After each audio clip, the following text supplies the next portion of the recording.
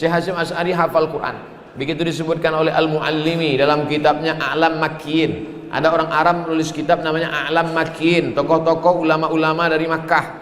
Di antaranya yang dia tuliskan situ Syekh Muhammad Hasyim Asy'ari. Di situ dia katakan Syekh Muhammad Hasyim Asy'ari hafizal Quran, hafal Quran waktu masih kecil.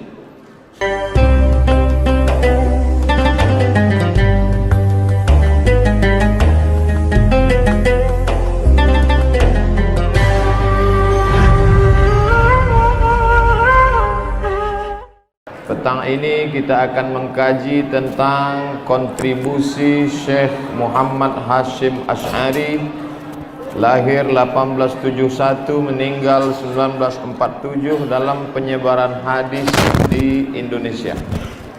Lebih kurang jumlah slide-nya 100. Jadi kalau kali 2 menit, kita akan duduk selama 200 menit. Yang tahan silakan duduk, yang tak tahan silakan balik. Tak apa-apa. Dari awal kita janji supaya jangan merasa risau atau nanti Ustadz tersinggung kalau kami keluar. Tidak, insyaallah. Nama pembimbing Profesor Dr. Omar Al-Ma'ruf Ali Muhammad Syarif. Penguji dari luar Profesor Dr. Haidar Hussein Ali, Ketua Jurusan Hadis African University Sudan. Penguji dari dalam Profesor Dr. Iwad Al-Karim Hussein Mif, Guru Besar Hadis Omdurman Islamic University. Alumni dari Dar Al-Ulum Dewan India selama 4 tahun. Setelah itu melanjutkan S1, S2 dan S3 di Omdurman Islamic University, universitas tertua, Universitas Islam tertua nomor 1 di Sudan. Jumlah halaman 637 halaman.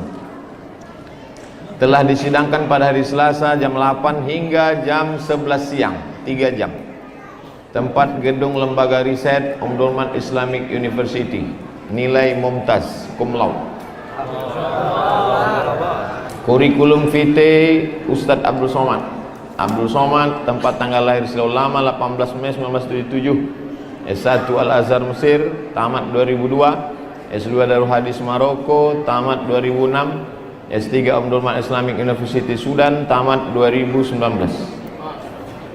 Pertama kita bahas nasab Syekh. Pergi kota Makkah Al-Mukarramah, lahir seorang anak laki-laki. Masya Allah, betapa indahnya. Tidak ada keindahan selain daripada keindahan ini. Menikah dengan anak kiai, lahir anak laki-laki di kota suci Makkah Al-Mukarramah. Kira-kira indah apa tak indah? Langsung datang air. Tapi rupanya hidup ini ada gelombang pasang surut. Begitu melahirkan anak, maka pada saat itu meninggallah Nyai Nafisah. Yang pertama kali meninggal istri beliau di kota Makkah, meninggal Nyai Nafisah. 40 hari setelah itu meninggal pula anak beliau. Bayangkan itu, meninggal istrinya, meninggal anaknya. Lalu kemudian Syekh Hasyim Asy'ari pulang ke kampung halaman di Jombang. Ketika beliau pulang ke Jawa Timur bersama mertua beliau, beliau mau balik lagi ke Makkah, dibawanya adiknya. Nama adiknya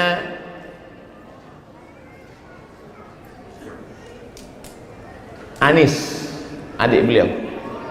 Sampai ke kota Makkah, pulang. Sampai di Makkah, rupanya Anis, adik beliau itu pun ikut juga meninggal dunia, rahimahumullah. Allahumma fir lahum warhamhum wa'afihim wa'fu anhum. Di saat yang sama hilang 3 pegawai.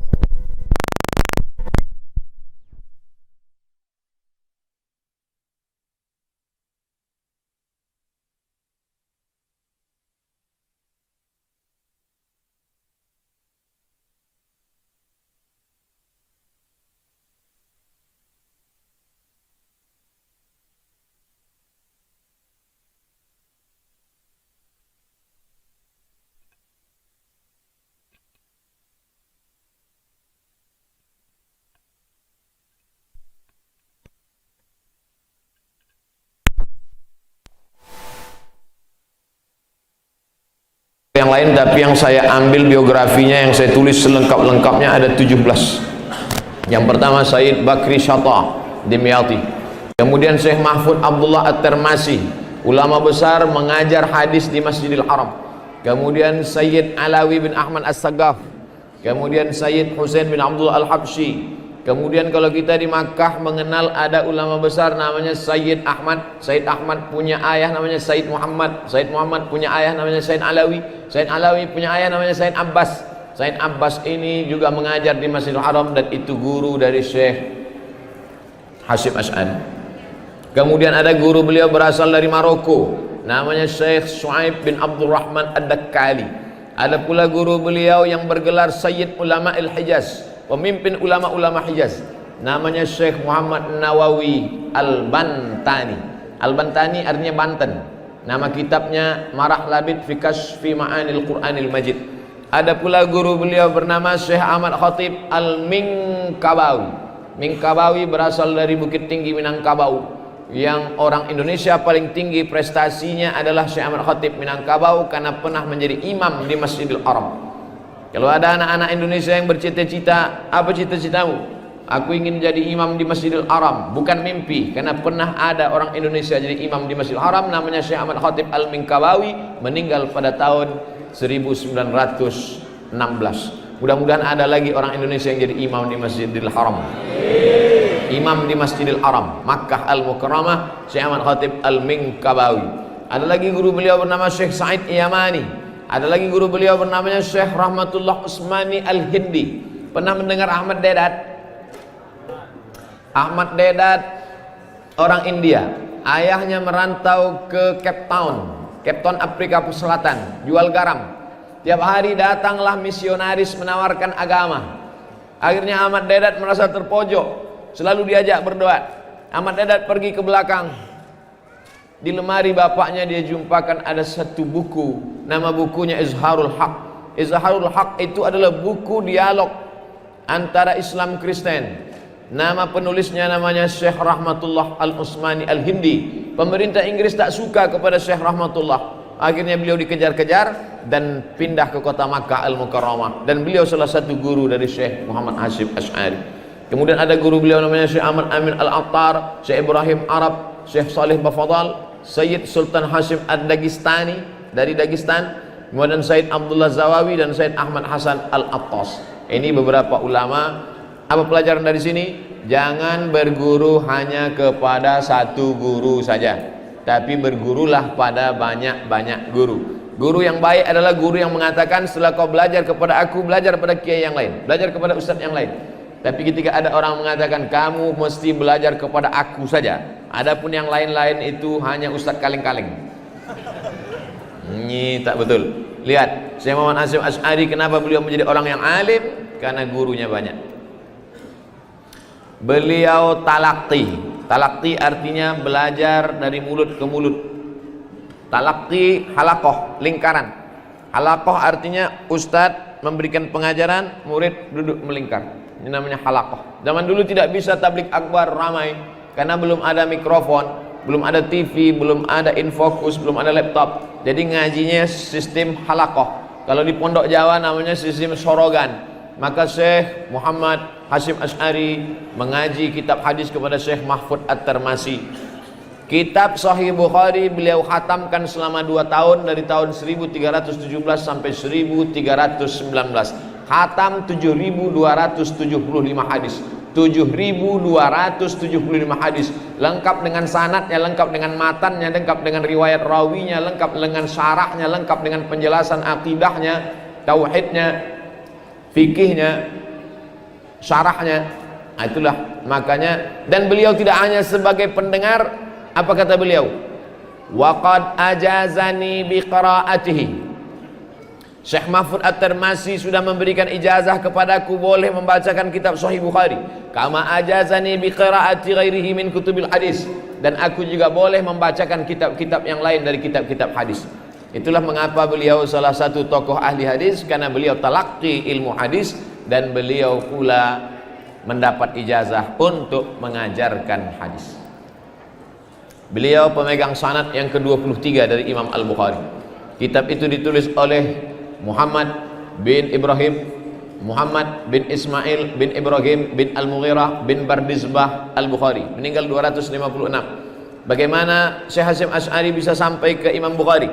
Syekh Hasyim Asy'ari belajar kitab Sahih Bukhari dari Syekh Mahfud At-Tirmasi, Syekh Mahfud Tirmasi dari Abu Bakar bin Muhammad Shatta, Abu Bakar bin Shatta dari Ahmad Zaini Dahlan. Ahmad Zaini Dahlan adalah mufti besar mazhab Syafi'i yang menulis kitab judulnya Fitnatul Wahhabiyah. Syekh Ahmad Zaini Dahlan dari Syekh Utsman Hasan Dimyati, dari Syekh Muhammad Ali Shinwani, dari Syekh Ahmad bin Isa Barawi, dari Syekh Ahmad Ad-Difri, dari Syekh Salim bin Abdullah Al-Basri, dari ayahnya, dari Syekh Muhammad bin Alauddin Al-Babili, dari Syekh Salim bin Muhammad As-Sanhuri, dari Najmuddin Muhammad bin Muhammad Al-Ghaiti, dari Zakaria Al-Ansari yang makamnya di samping makam Imam Syafi'i, dari Al-Hafiz Ahmad bin Ali bin Hajar Al-Asqalani yang bergelar Hafiz, Al-Hafiz 300.000 hadis dalam kepalanya, dari Ibrahim bin Ahmad At-Tunuhi, dari Abu Abbas Ahmad bin Talib Al-Hajjar, dari Husain bin Mubarak Az-Zabidi Al-Hambali, dari Abu Waqt Abdul Awal bin Isa As-Sijzi, dari Abu Husain Abdurrahman bin Muzaffar, dari Abu Muhammad Abdullah bin Ahmad As-Sarakhsi, dari Abu Abdullah Muhammad bin Yusuf Al-Firabri,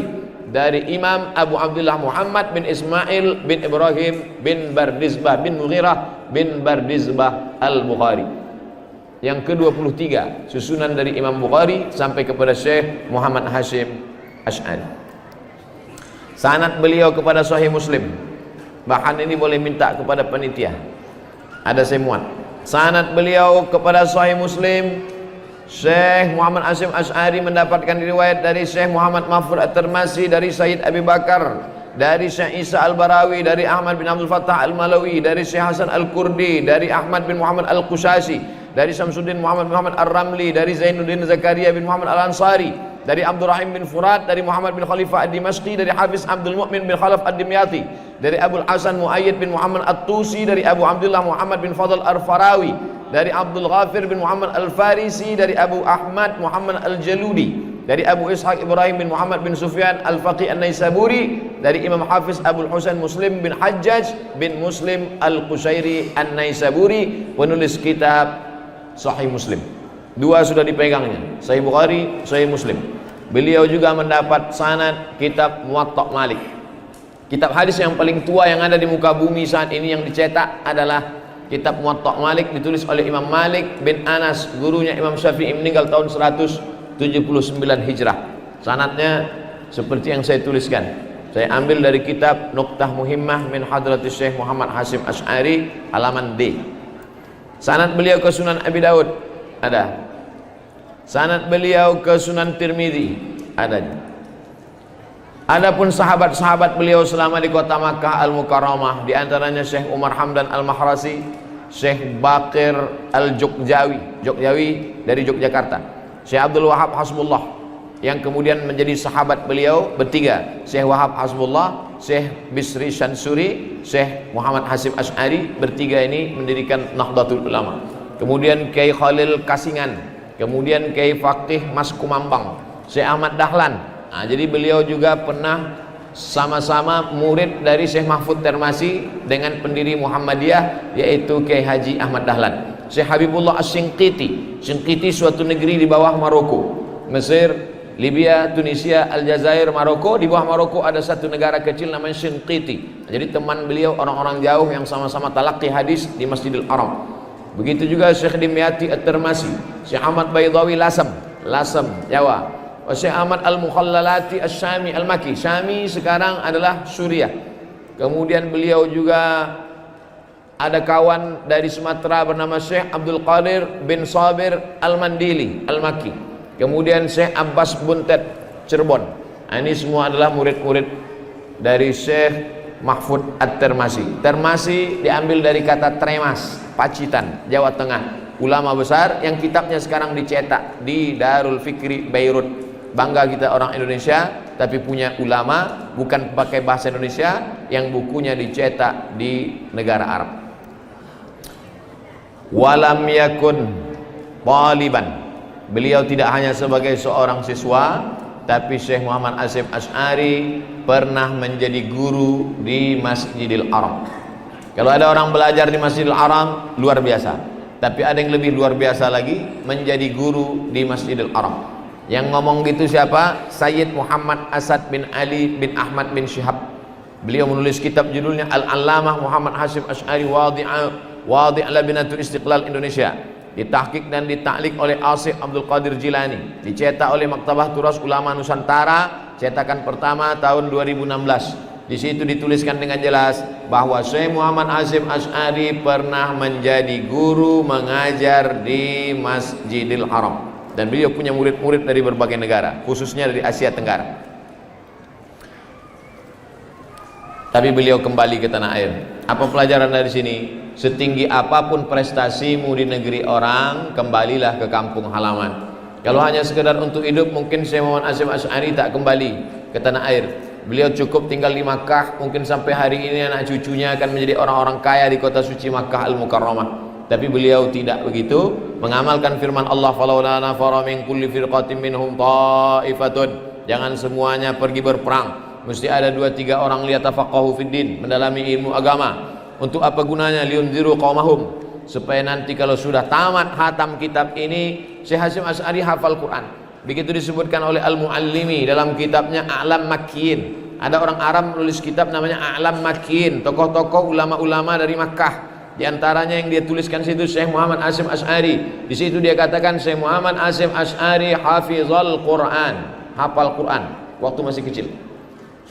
Lalu kemudian Syekh Hasyim Asy'ari pulang ke Karangkates, Kediri. Lalu kemudian cerita beliau pulang ini adalah setelah 6 tahun di Makkah. Syekh Muhammad Hasyim Asy'ari 6 tahun belajar di Makkah. Dari berbagai masyayikh yang saya tulis, 17 orang ulama-ulama tadi, belajar hadis, belajar fikih, belajar bahasa Arab, belajar usul fikih, alim dari berbagai macam ilmu.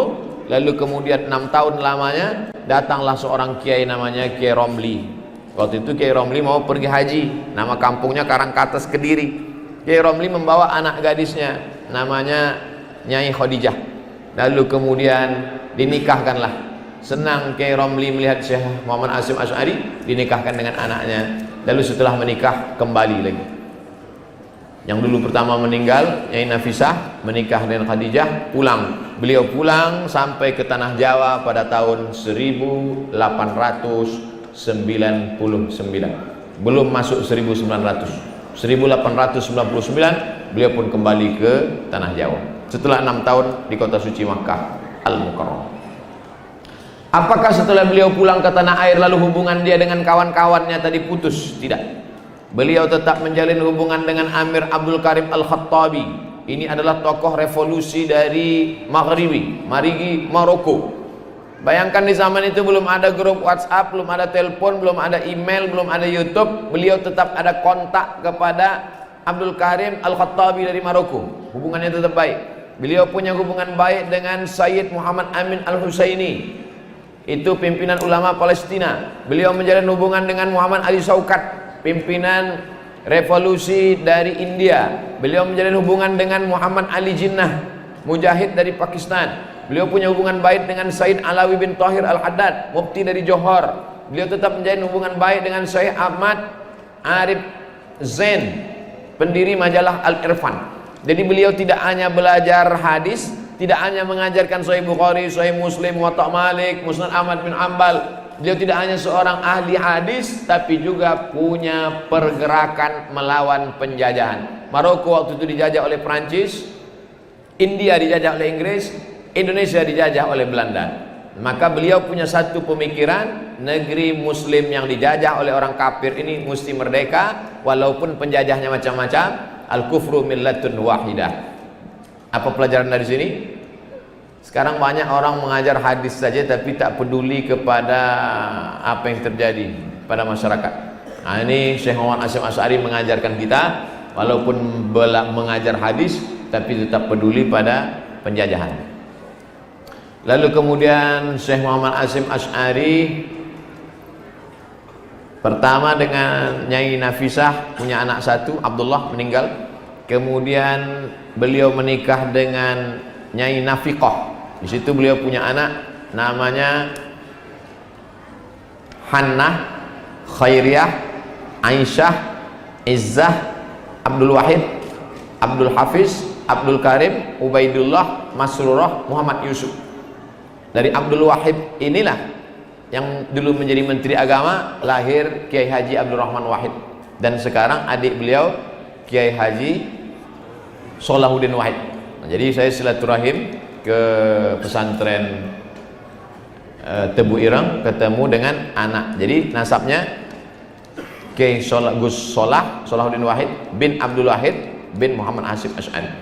Kemudian beliau ada lagi anak dari Nyai Masrurah, yaitu Abdul Qadir, Fatimah, Khadijah, dan Muhammad Yaqub.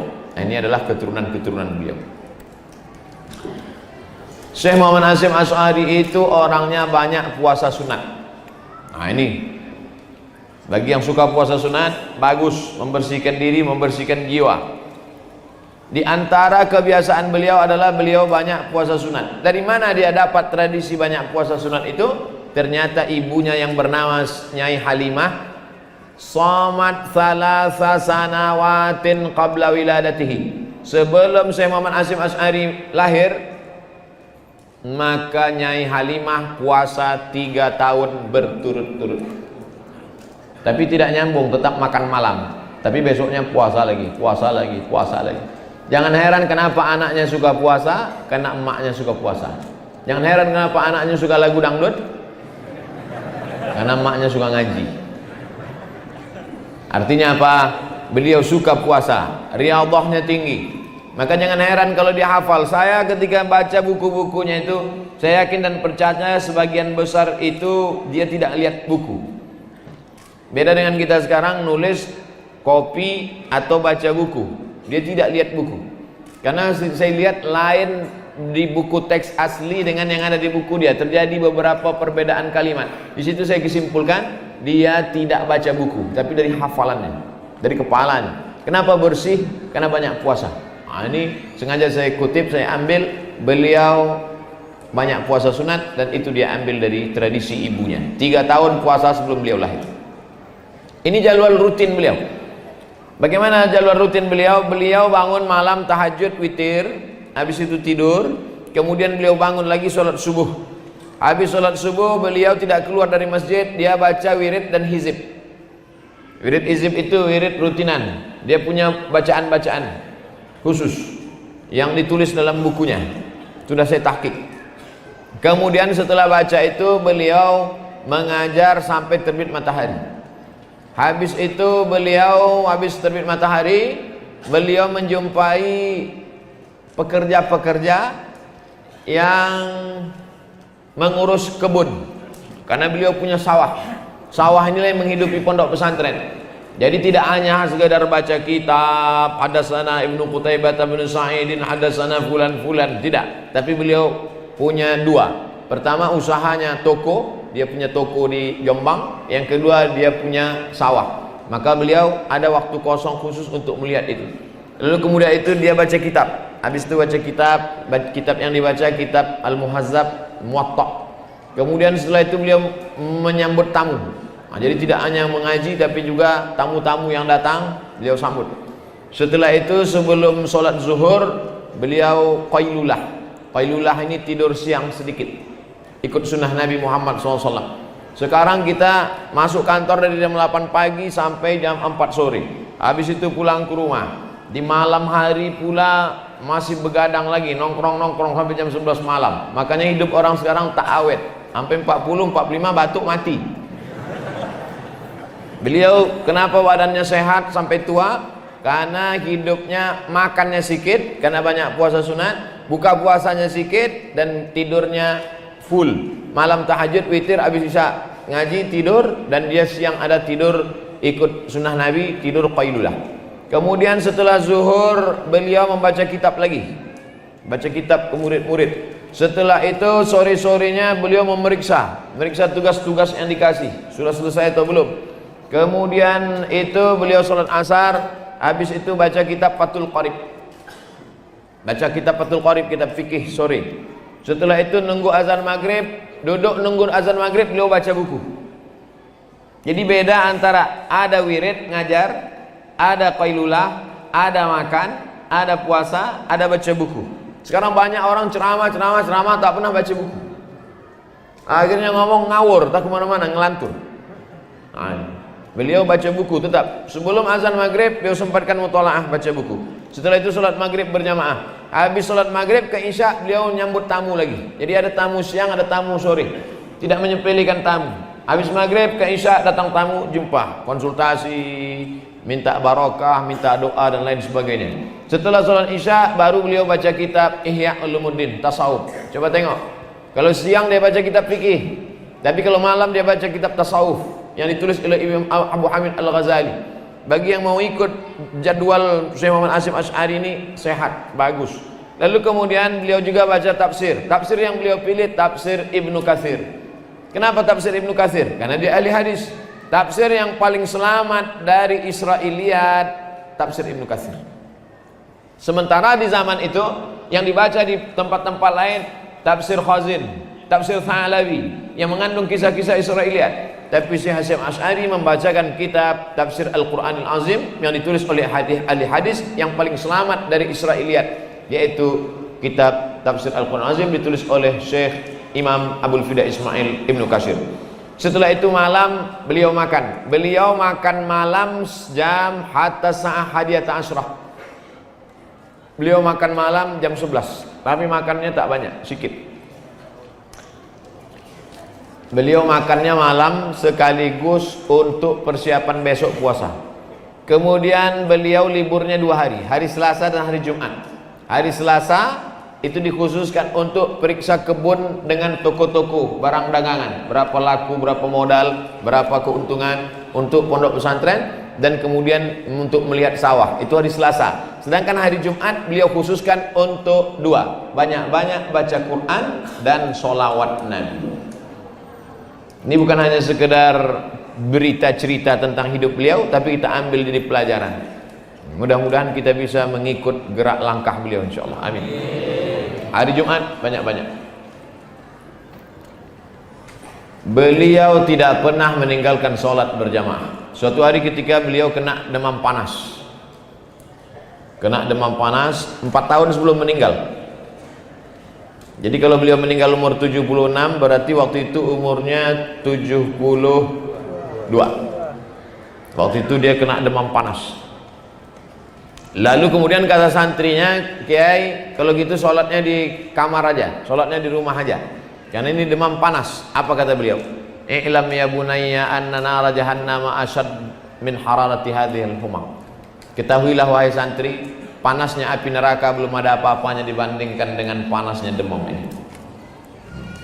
Oleh sebab itu, kiai, ahli hadis, alim, tapi tetap tak mau meninggalkan sholat berjamaah. Ini baru taubat 3 hari udah tak mau sholat jamaah. Beliau ada amalan rutin membaca Dalail Khairat. Ada kumpulan sholawat namanya Dalail Khairat. Itu yang selalu beliau amalkan. Kalau ada waktu kosong, beliau membaca Dalail Khairat, dan beliau memberikan ijazah kepada murid-muridnya untuk membaca Dalail Khairat. Intinya di antara amal beliau yang paling banyak adalah membaca selawat. Kemudian sifat beliau adalah orangnya tawadhu. Apa kata beliau kalau menulis buku?